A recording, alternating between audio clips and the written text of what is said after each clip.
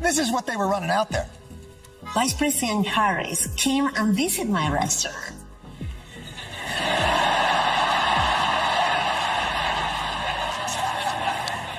It's been a few months since the DNC took a brutal loss. Trump and Jon Stewart steamrolled the election, leaving chaos in their wake. But Jon, he's not finished. If anything, he's just getting started, and Washington should be nervous. Come on, the big movers and shakers of the Democratic Party must know her well. She worked at McDonald's, and she greeted every person with that 1,000-watt smile and said, "How can I help you?" Jon Stewart has been on an absolute rampage, tearing into the DNC with surgical precision. What he just unleashed. Pure scorched earth. This isn't about throwing petty jabs. This is a methodical dismantling of a political machine, piece by piece. If you're the type who live for raw, unfiltered political takedowns, now's the time to buckle up and hit that subscribe button, because things are about to explode. So where did Stewart land his first blow? Right at the DNC's biggest miscalculation. Their desperate attempt to force Kamala Harris into the spotlight. Let's be honest. She was a sitting vice president, and that title alone should command respect. But instead of backing her with real accomplishments, the DNC served up a hollow resume dressed in buzzword, spin, and manufacture hype. Of course, an important part of tonight was familiarizing people with the Democratic nominee's biography, a hallowed walk through the trials and tribulations that formed the ethos and spirit of the Democratic nominee. They tried to sell Kamala like a brand new iPhone. Sleek, shiny, overhyped, but forgot to install any actual features. And Stewart wasn't about to let that slide. He shredded her resume, calling it all fluff and no substance. No real leadership, no standout victories. Just a recycled montage of photo ops and hollow sound bites. He mocked it as laughably empty, and the delivery was razor sharp. Then came the moment. He paused, locked eyes with the crowd, and shrugged. Just a shrug. But that tiny gesture hit harder than any debate punchline. Up until tonight, they didn't have a lot.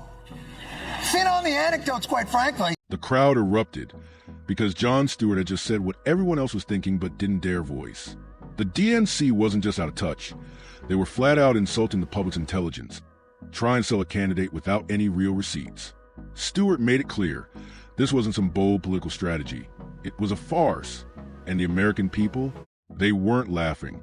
No major wins, no bold initiatives, no wow factor. Just a paper-thin resume wrapped in identity politics. Which leaves one glaring question hanging in the air. What was Kamala Harris actually doing for 4 years as vice president? She had everything, power, presence, and a massive national platform. Yet somehow, she walked away without a single defining moment. No landmark policies.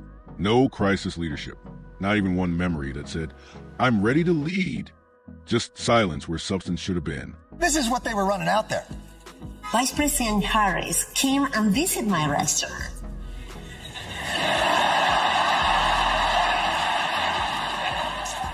When election season rolled around, the DNC was in full scramble mode. They had no legacy to promote, no real record to run on. So they tried to sell vibes, and it flopped hard. No signature legislation, no decisive leadership, just scripted speeches, painfully awkward interviews, and long, uncomfortable silences when things got tough. Her role began to feel more like a PR move than real governance. The vice presidency became a ghost job there, but barely felt. And now, the DNC wanted voters to pretend she'd earn a shot at the presidency? Come on, the American public wasn't buying it. You know, I know you only had 4 weeks to put this movie together, but come on. You got to do better than, "I was working and she walked in. I drove her in an Uber." That's exactly where Jon Stewart came in swinging. He absolutely obliterated the DNC for thinking they could slap a glossy title on mediocrity and sell it as gold. There was no sugarcoating. He tore into their strategy, exposed the hollow branding, and dragged the entire charade for what it really was, a slap in the face to voters who actually care about leadership. It was raw, it was brutal, and honestly, it was long overdue. Watch this, and it becomes crystal clear why Kamala Harris and the DNC fumbled the election hard. The big movers and shakers of the Democratic Party must know her well. She worked at McDonald's, and she greeted every person with that 1,000-watt smile and said, "How can I help you?"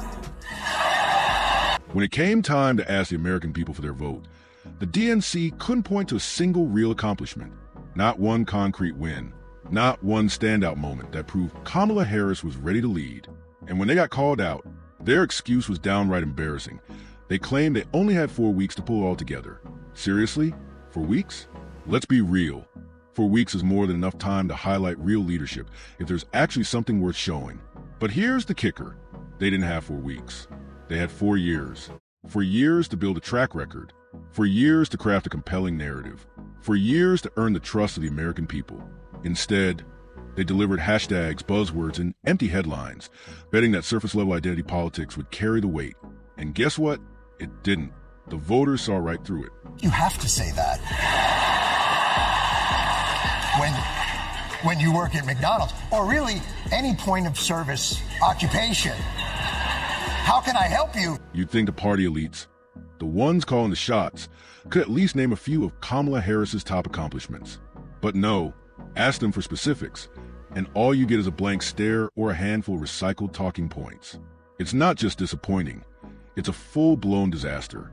A textbook example of how empty virtue signaling and shallow pandering can drive a campaign straight off a cliff. Here's the uncomfortable truth. The DNC wasn't backed into a corner. No one forced them to choose a black woman to balance the ticket. This wasn't a carefully crafted historic moment. It was a panicked move to appease the loudest voices in the room. And instead of selecting someone who had earned their stripes, they chose a token.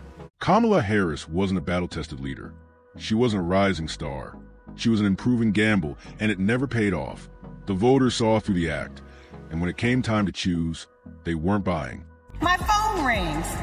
It's Kamala Harris. She called me. My phone rang again, and it was Vice President Kamala Harris. If you're lucky enough to be her friend, she calls you on her birthday. Kamala Harris wasn't lifted by a grassroots movement or carried by a wave of earned respect or policy victories. No, she was handpicked for optics. Plain and simple. There was no momentum, no spark, just identity politics cranked to full volume. And the result? A full-blown catastrophe for the DNC. Jon Stewart tore into him like a hot knife through butter. You've got to see it to believe it. At this point, you have to wonder, how can anyone still defend this mess?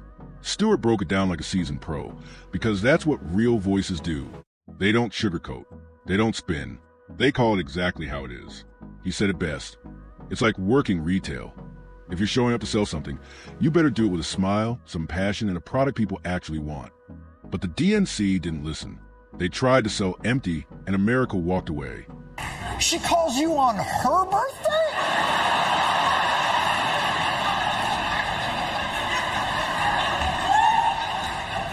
That is very They tried to force a candidate on the public that no one was asking for. Kamala Harris's time as VP felt like clocking in at McDonald's. Stick to the script, recite the lines, follow company policy, and call it a day. Nothing bold, nothing risky, nothing memorable. No major wins, no defining stances, just a shadow presence. She didn't reshape the role or build a legacy. She simply existed. And then the DNC had the nerve to act like just showing up was enough to earn the highest office in the land. Yeah, let's go Democrats! You know, the dumber your hat, the more energy you always have. Voters aren't clueless. If you want to lead, prove it. Take a stand, make an impact, do something real. But instead, what did the DNC give us? Birthday calls. Seriously, in the next clip, wait for it. Kamala Harris calls people on her birthday. That was their idea of showcasing leadership and connection. You can't make this stuff up. Last time I checked, you called a birthday person to wish them well, not the other way around. So why is Kamala out here dialing up random folks on her birthday like she's doing them a favor? It's not just backwards. It's weird, completely off, and yet somehow not even surprising anymore. That one clip sums up everything wrong with the modern Democratic Party, a political machine powered by awkward optics, flipped traditions, and vibes that make you squint and ask, wait, what? It's all flash, no substance, and the voters can feel it. Whenever puts on a donkey hat and is like, you know what, let's stay in tonight. But of course Democrats are excited because this is a chance for them to lay out their specific vision each night. And let's hear what you got. The Democratic Party has become so disconnected from common sense. It's like watching a real-life parody of politics. Every move feels like it was crafted by a room full of consultants who've never spoken to a regular person. They keep trying to reinvent politics, but their version just doesn't land. It's all strange gestures, cringeworthy photo ops, and messaging so backwards it leaves people scratching their heads. This isn't leadership, it's performance art, and not the kind anyone asked for. Jon Stewart didn't hold back.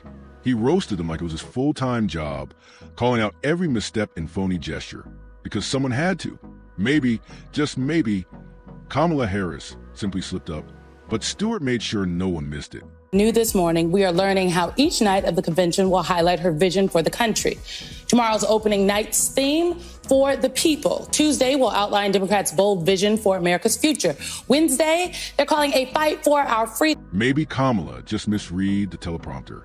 Maybe it was an innocent tongue twist. But with this crew, you never really know. When it comes to chasing votes, they'll say anything truth, half-truth, or full-blown fiction. It's all fair game in their playbook, and voters are finally starting to catch on. These days, the line between a slip-up and calculated manipulation is so blurry, you can't even tell if it was a mistake or part of the plan all along. That's the twisted game we're dealing with. And Jon Stewart isn't the only one calling it out.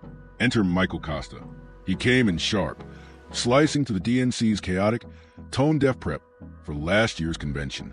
And honestly, he wasn't wrong. The whole thing felt like a circus desperately trying to pass itself off as a movement. Glossy slogans, empty gestures, and no substance. Just more noise dressed up as purpose. Old policy move by the Democrats. Tuesday is for the future, and Thursday is also for the future. How do you have themes that are so vague and then still run of ideas by Thursday? Instead of locking in a real message or showcasing their candidate's strengths, the DNC poured their energy into pure noise, loud, flashy, and utterly meaningless. Empty slogans, cringeworthy theatrics, like shouting into void and hoping someone claps back. They didn't treat the convention as a moment to inspire or unify voters. No, they staged it like a Netflix special. Flashy lights, awkward musical numbers, and speeches that felt more like TikTok skits than serious political discourse. No direction, no substance. Just one hollow distraction after another. And are we really surprised voters checked out? When style overrides strategy, you lose everything. The plot, the people, and the election. Let's be honest, half of their so-called strategy looked like it came from a team of social media influencers, not seasoned political minds. They were chasing TikTok trends, obsessing over celebrity cameos, and shoehorning in viral moments like it was a brand launch, not a campaign to lead a nation. Democrats also released a very detailed party platform, and you can tell how much time and energy they put into it because they forgot to replace Joe Biden's name with Kamala's. Yeah, and that's not just lazy, guys, it's risky. That's not connection. That's not leadership. That's political cosplay. A weak attempt to dress up failure with filters, confetti, and forced smiles. And if you thought that was bad, brace yourself. Here's what the DNC rolled out at their rally last year. On paper, the lineup looked promising, star-studded high energy, potentially game-changing. But the execution? It fell flat. Hard. They promised fireworks. A bold, visionary convention that would prove the DNC had a plan, not just to hold on to power, but to actually improve life for everyday Americans. Expectations were sky-high. People wanted real talk, real solutions, real leadership. What did they get instead? A full-blown stage show of virtue signaling, recycled catchphrases, and hollow performances that barely scratch the surface of real-world issues. That's the DNC special. Style over substance, flash over function, every single time. And voters are starting to see right through it. Rumors are swirling, big time. Everybody's talking about it, that two of the biggest names in music, Beyonce, Taylor Swift, might make appearances. Holy shit, did you hear that? A completely unsubstantiated rumor about Taylor Swift and Beyonce. It was all flash, no fire. Instead of using the stage to say something meaningful, the DNC drowned the moment in glitter, pre-scripted applause, and overproduced pageantry. What should have been a powerful rally felt more like a low-budget variety show. Cringeworthy cutaways, awkward pacing, and lines delivered with all the conviction of a bad sitcom script. Behind the bright lights and forced clapping, nothing real. No plans.